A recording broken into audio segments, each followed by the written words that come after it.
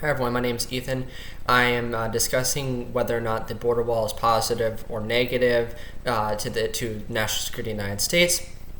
And I'm taking the position that it has more negatives than positives, and that there are better ways to um, decrease illegal immigration into this country.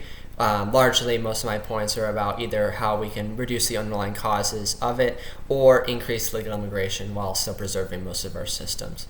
So the first kind of main point I wanted to discuss is how building a border wall without expanding H-2A visas would be disruptive to the American food supply chain. So currently there's about 2 million estimated agricultural workers working in the United States in our agricultural supply chain, and between 50 to 70% of those are undocumented immigrants.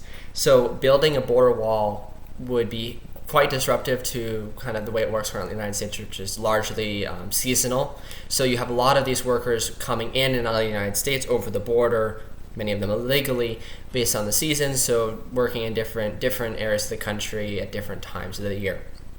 Now, building a border wall would disrupt the supply chain. We would have less supply of labor, so it would be in the short term very disruptive. And long term, it's very difficult to get American citizens to work in the agricultural industry, which is why we still, with the amount of illegal immigrants working plus the number of H-2A visas we give out, a significant amount of our actual agricultural industry, just simply most of them are not actually native-born citizens working in this industry. So I think that if you want to reduce illegal immigration, a big way you could reduce at least some of those numbers would be to greatly expand the number of H-2A visas that the federal government is granting. And so this would make sure that these people have documentation, papers, they're in the system, they're not falling through the cracks, and they're not paying thousands of dollars to coyotes to traffic them over the border.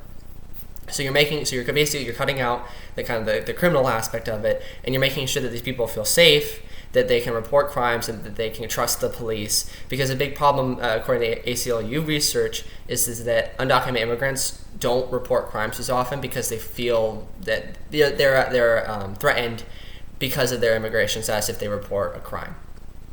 So I think if you expand H-2A visas, you can kind of kill two birds with one stone. You preserve the supply chain while reducing the number of illegal immigrants.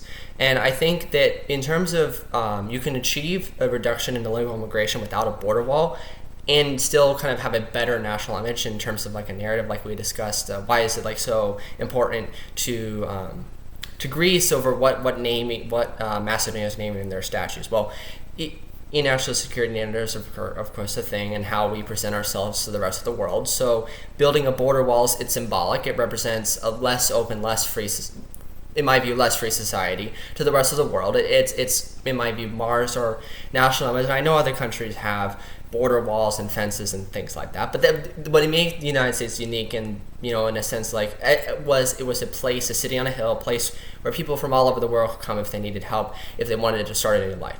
And so I think you can reduce the number of people that are coming here illegally through other means other than a border wall. So some of those are, you could expand the E-Verify system. So most reason why most of the people are coming here in the United States illegally is because they're looking for work. So if you expand E-Verify, if you expand and beef up E-Verify, which is essentially a system that allows employers to check the immigration status of their workers, and you make it mandate that all employers use it, and that any employer who does not use E-Verify and circumvents E-Verify, like a lot of factories and farms do, then you can make it to where there's more people who are being employed legally, and so you make it less of an incentive to come here illegally for work.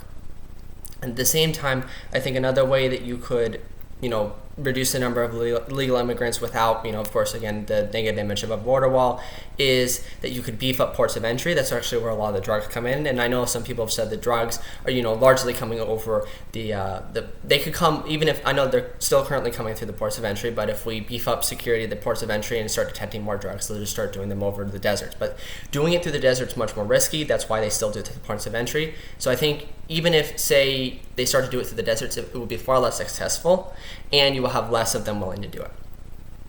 And then another thing we could do is we could adopt a Portuguese-style rehabilitation kind of approach to the drug problem. So you reduce Portugal's been very successful, much more successful than we have through punishment. Through rehabilitation, they've greatly reduced the number of people. They've reduced the number of people that are using drugs and they're less dependent as a society on drugs. So if you reduce the demand in the United States for illegal drugs, you cut into the cartel's profits. Now, finally, point, I think building a border wall kind of ignores the underlying reasons for why illegal immigration is still so prevalent into the United States. And the big reason why is that many Central American and Latin American countries still are unable to provide, the safety, the security, and the economic prosperity to their citizens. So their citizens, due to crime, drugs, gangs, and just simple lack of economic opportunity, they're stuck in countries which can't provide those things, so they look elsewhere. Whether they're looking in other Latin American countries or they're looking to come here into the United States. So these people, the vast majority of illegal immigrants and legal immigrants are coming to the United States for largely altruistic reasons for themselves and their families.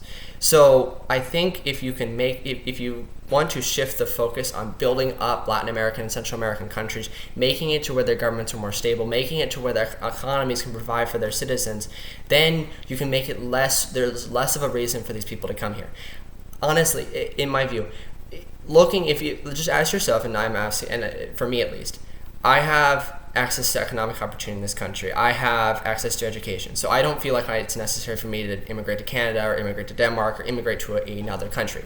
I'm happy here. I want to stay here. And I think that would be the same calculation for pretty much almost every other person in these Latin American countries. Sorry about the camera glitch. If these countries had the proper economic opportunity for their citizens, then they would want to stay. I don't think a Brazilian would want to come to the United States for an education if he could get almost as good of an education here. He would probably much rather stay in Brazil, or if he could get a similar job in Brazil. And so I think a few things we could do to do that. We could expand foreign aid. We could invest more in the Peace Corps. We could do more to help build up these countries, and we could also spend less time sanctioning and trying to make sure that certain governments come to power in certain countries and others do not, and trying to overthrow democratically elected governments still, like in Bolivia and Honduras. If you make sure these governments are stable, and honestly, this solution not only would reduce the number of legal immigrants, but it would also, I think, go a long way towards kind of mending our relationship with Latin American countries. It would be killing two birds with one stone. So you make it where these people have less of a reason to come here because they're benefiting from where they are currently, so they want to stay. And then also the population and those governments have a more amiable and positive feelings towards us, and we might actually be able to cooperate and have better cooperation and success rates in terms of combating, say, like illegal drugs and gangs in these countries. So I think that there's a lot more solutions to this border wall that can achieve the same result.